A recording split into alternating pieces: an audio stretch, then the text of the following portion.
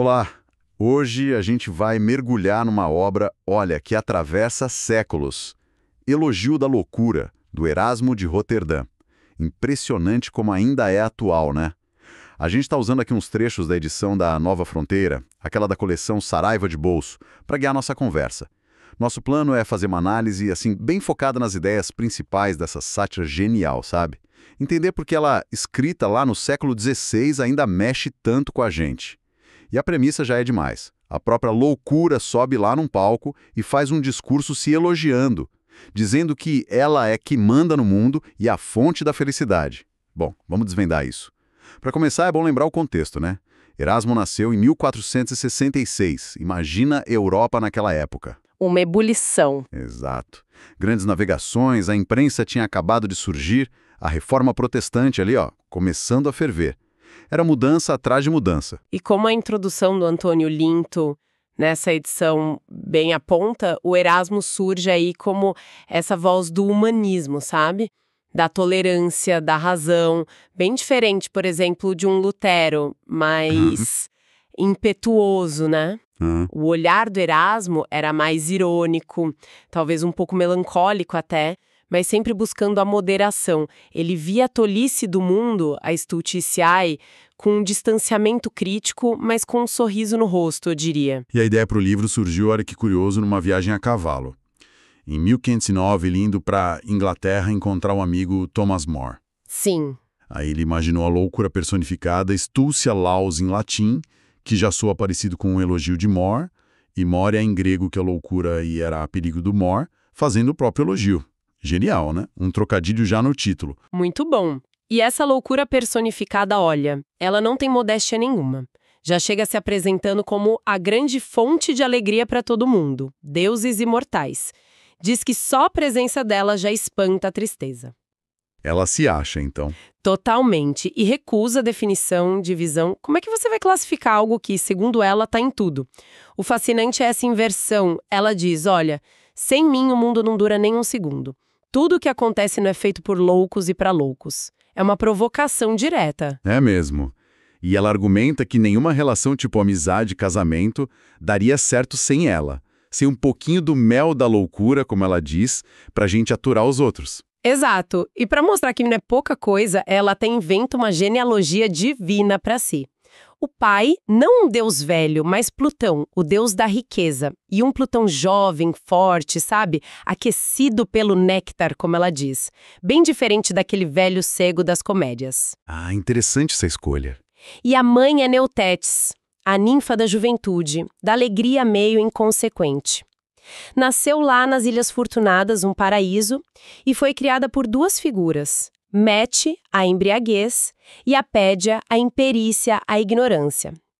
A própria origem dela já diz muito, né?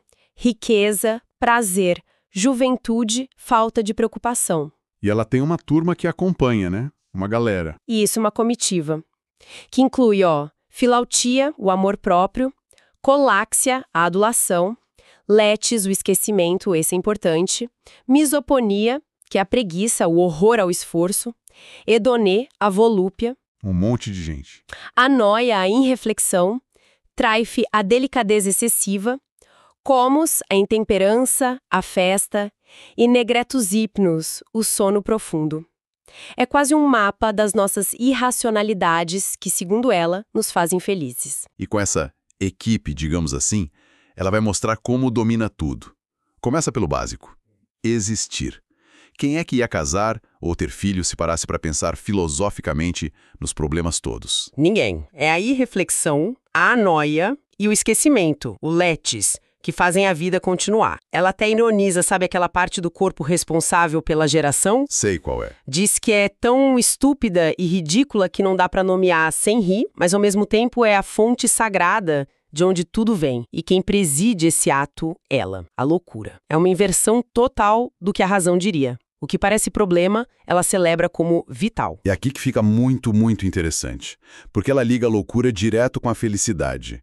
A infância, por exemplo. Porque é feliz, porque é amalucada, segundo ela. Exatamente, a criança não tem as preocupações que a tal sabedoria traz depois.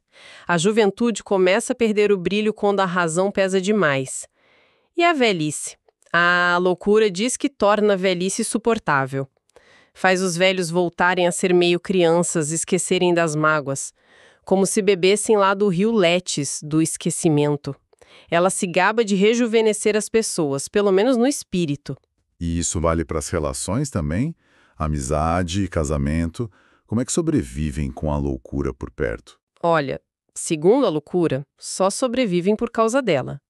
A amizade, por exemplo, depende dessa capacidade meio louca de ignorar os defeitos do amigo. Ou até de achar que um vício é uma virtude. Quem nunca, né? Pois é, e o amor próprio, a filáutia, é chave. Se a pessoa não gostar um pouco de si mesma, como é que vai gostar de outra? Essa satisfação consigo, mesmo que baseada em ilusão, é a base da felicidade individual, obra da filáutia. Então, para o casamento, a lógica é a mesma. Precisa de uma dose de ilusão. Essencial, segundo a loucura. Adular o outro, fingir que não viu certas coisas, relevar as falhas, tudo isso que a razão condenaria, a loucura diz que é o que segura a paz em casa. Faz sentido na lógica dela. Se fosse aplicar a verdade nua e crua, seria um desastre. Ela até pergunta: que marido aguentaria a esposa e vice-versa sem a ajudinha dela? E ela se mete até nas grandes coisas, tipo guerra, a arte. Parece contraditório. Mas na lógica dela encaixa. A guerra, por exemplo, que ela mesma chama de coisa estúpida, só acontece por causa da bravura irracional, da loucura dos soldados mais rústicos e impulsivos. Os filósofos, cheios de razão, ficariam com medo, fugiriam. Entendi. E a busca pela glória, aquilo que move heróis, artistas, é uma forma de loucura também. Uma sereia dulcíssima que faz esquecer o perigo, o sacrifício. E até a política entra na conta dela. A organização da sociedade. Sim, ela argumenta que as cidades, os governos, não se sustentam só pela razão pura. Dependem de fábulas, de mitos, de uma dose de engano que todo mundo aceita.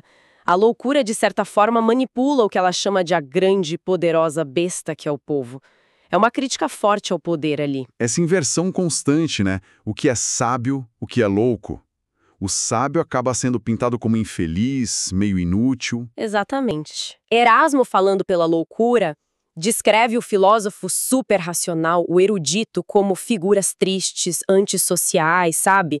Pedantes, incapazes de lidar com a vida prática, tão perdidos em abstrações que ficam paralisados, com vergonha, com medo de errar. E o louco? Já o louco, no sentido de ser mais impulsivo, menos preocupado com a opinião alheia, é quem age, quem experimenta, quem arrisca. E aí, paradoxalmente, acaba adquirindo a verdadeira prudência pela prática. A vida, diz ele, é um teatro. Todo mundo usa máscara, querer arrancar para ver a verdade é estragar a peça toda. Ok. Então, depois de se colocar como essencial para a vida, para a felicidade, a loucura começa a mirar em alvos mais específicos, né? Aí as críticas ficam bem diretas. Quem são os principais alvos do Erasmo? A lista é longa, e ele não alivia para quase ninguém que se acha muito importante intelectualmente ou moralmente. Os eruditos, então, são um prato cheio. Gramáticos que passam a vida discutindo detalhezinhos da língua, se achando deuses, se descobrem a origem de uma palavra. Nossa! Rios entre si, esperando a imortalidade. Oradores obcecados com regras, mas com discursos vazios. Escritores que publicam qualquer coisa, às vezes plagiando, só pela fama. É uma crítica bem forte à vaidade intelectual. E os profissionais ditos sérios? Advogados, filósofos. Também levam. Os advogados mestres em enrolar, citar um monte de coisa irrelevante para confundir o juiz. Uma ciência de burro, como diz a loucura, mais preocupada em ganhar do que com a justiça. E os filósofos, com aquelas barbas e mantos, ridicularizados por ficarem debatendo abstrações, ideias, formas universais, cuididades e ignorarem a vida real. São inúteis para dar um conselho prático. E o pior, discordam de tudo, menos de que não sabem nada direito. Imagino que a crítica mais pesada, pensando na época e no próprio Erasmo, seja para o clero, certo? Sem dúvida, é aí que a sátira fica mais mordaz. E era perigoso para ele, né? Os teólogos são retratados como arrogantes, obscuros, debatendo coisas que ele acha inúteis para a fé. Deus podia ter encarnado como uma abóbora. Sério que ele fala isso? Sim, coisas assim. Discutindo minúcias da Trindade, usando um jargão que ninguém entende, misturando latim e grego de forma bárbara. E o pior, distorcendo as escrituras para justificar as próprias ideias. Erasmo dá exemplos hilários de interpretações forçadas da Bíblia. E os monges? Também entram nessa? Entram e com força. Acusados de hipocrisia total, focam em regras externas, triviais. A cor do hábito, quantos nós no cinto, a hora de dormir, o que pode comer. Detalhes. Detalhes. Enquanto isso, vivem brigando entre ordens diferentes, sabe? Beneditinos contra bernardinos. E esquecem da caridade, da imitação de Cristo de verdade. A loucura acusa eles de usarem a confissão para bisbilhotar a vida alheia e de fazerem sermões que são puro teatro. Gritaria, gestos exagerados, piadas sem graça, citações fora de contexto. Tudo para impressionar, não para ensinar. E o topo da igreja?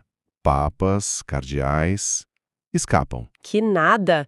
São retratados como príncipes, vivendo no luxo, preocupados com poder, terras, dinheiro, o tal patrimônio de São Pedro. A loucura tira sarro dos títulos, santíssimo, das cerimônias e principalmente da mania de fazer guerra em nome de Cristo, usando excomunhão e exército para defender interesse próprio. Pesado, hein? Muito. Na visão dela, eles viraram os piores inimigos da igreja, que deviam liderar. Bem longe da pobreza e humildade dos apóstolos. A crítica aqui é demolidora. Além dos intelectuais e do clero, a loucura também zoa as crenças populares, as superstições. Com certeza. Ela ridiculariza essa religiosidade muito focada no interesse material, sabe?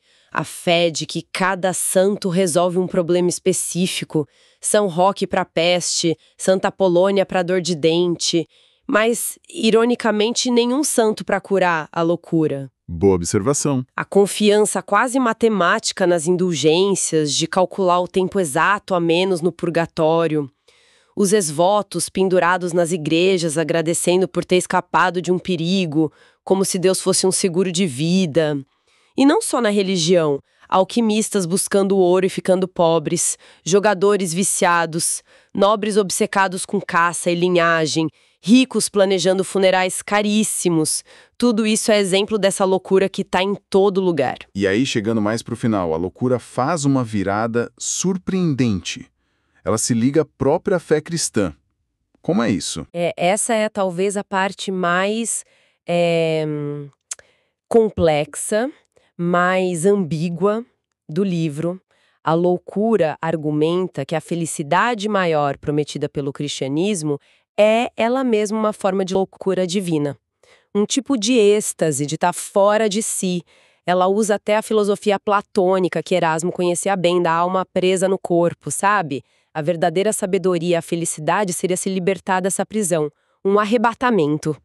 Então, a pessoa muito religiosa, muito piedosa, pareceria meio louca para o mundo. Exatamente essa ideia. A loucura diz que o verdadeiro cristão, ao seguir o evangelho à risca, desprezar a riqueza, amar inimigo, buscar sofrimento, não resistir ao mal, querer morrer para encontrar Cristo, parece um maluco completo para a lógica do mundo. Esse desprezo pelo corpo, pelo material, é uma loucura santa. E ela usa a Bíblia para se defender, para defender essa ideia. Usa muito, mostra a erudição do Erasmo ali, por trás da máscara, cita Eclesiastes, o número dos loucos é infinito, profetas como Jeremias e principalmente São Paulo. Somos loucos por causa de Cristo, a loucura de Deus é mais sábia que os homens, até a frase de Cristo na cruz, Pai, perdoa-lhes, eles não sabem o que fazem. É lida como uma desculpa baseada na ignorância, na loucura de quem o matava.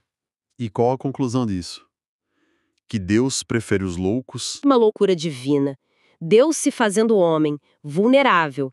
Ele escolheu apóstolos rudes e idiotas e pregou a loucura da cruz, algo absurdo para a sabedoria da época.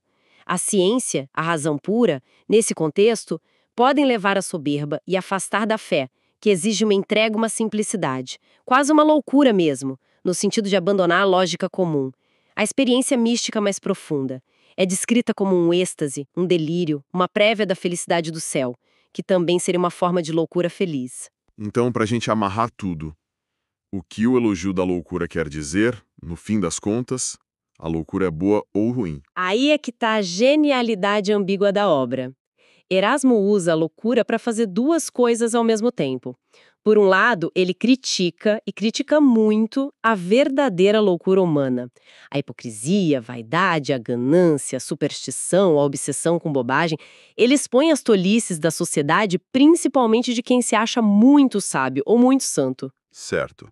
Mas, por outro lado, ele também meio que sugere que a gente precisa de um pouco de loucura para viver? Exatamente. Ele argumenta, pela voz da loucura, que a vida humana, a alegria, as relações, até a fé, depende de coisas não racionais. Relevar, ter esperança, agir sem calcular tudo, amar apesar dos defeitos, acreditar no que não se vê.